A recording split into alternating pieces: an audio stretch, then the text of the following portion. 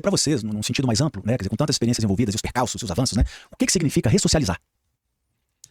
É uma missão que nós descobrimos, eu vou falar especialmente, eu descobri, quando a gente começa a olhar o sistema prisional como a última opção após o fracasso na sociedade das pessoas que foram privadas de liberdade, também do próprio Estado com relação às pessoas que estão presas no nosso país.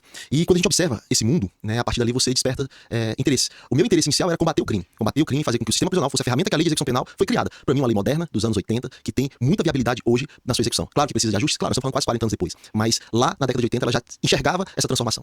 E quando você começa a vivenciar o sistema prisional, você percebe que a lei de execução penal ela traz claramente o que nós devemos fazer, como servidor de carreira, como sociedade civil, como cidadão brasileiro. Transformar e ressignificar esse sistema prisional. E eu enxergo no primeiro momento como uma missão. E nós estamos cumprindo essa missão, uma missão importante para a nossa sociedade, para o nosso país e também para nós mostrarmos na América Latina e quem sabe um dia para o mundo que é possível fazer um sistema penitenciário diferente, moderno e muito justo. Muito bom. Cíntia, para você. Então, eu acho que eu tenho uma certa... Não sei, Felipe, eu acho que a gente já teve vários diálogos sobre isso. Tem uma certa resistência à palavra ressocializar. Ressocializar da ideia de que essas pessoas não estão na sociedade, não integram a sociedade. E eu acho que isso é um equívoco. Essas pessoas fazem parte da sociedade, integram a sociedade, integram um dos problemas públicos mais complexos que nós precisamos enfrentar e também são o resultado da ausência de políticas. Nós estávamos falando um pouco antes do podcast do início, né, sobre o perfil da população prisional.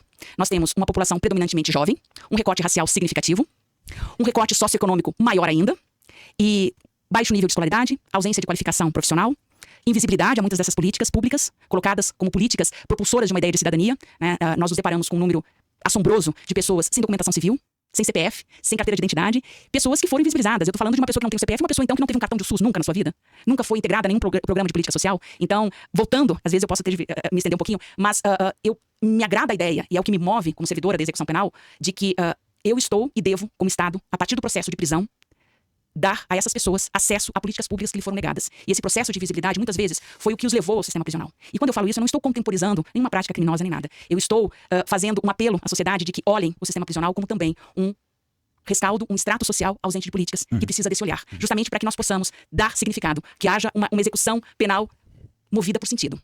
Interessante essa fala sua. A primeira vez que eu ouvi essa palavra invisibilidade, né, no contexto social, eu lembro que foi um programa, foi o Globo Repórter, em que um psicólogo, ele se fez de profissional da limpeza pública, né, por um certo tempo, para sentir realmente o que era aquilo, você fazer parte de um grupo invisibilizado. Sim.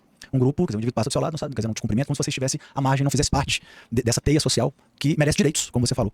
E aquilo ali sempre ficou muito comigo. E aí, acho que na carreira profissional, muito do que a gente chama, né, de populações vulnerabilizadas é isso. Quer dizer, como é que a gente faz, né, para que essas pessoas passem a ter os seus direitos? Eu achei muito legal também você falando, assim, essa coisa do, olha, ninguém tá passando a mão na cabeça de ninguém. Mas se a gente tá falando num sistema, como você falou, quer dizer, é uma missão, né? Mas quer dizer, como é que você consegue, nesse sentido, trabalhar uma unidade prisional, penitenciária, enfim, né? De forma que você consiga recuperar a maior parte daquelas pessoas, no sentido que eu falei, ressocializar como, digamos, um não especialista no assunto, mas quer dizer, para que esse indivíduo ele tenha novas oportunidades, né? Para não voltar ao sistema, para que ele seja um elemento que possa contribuir para sua família, né? Quer dizer, afetivamente, produtivamente. Então é bastante importante essa reflexão.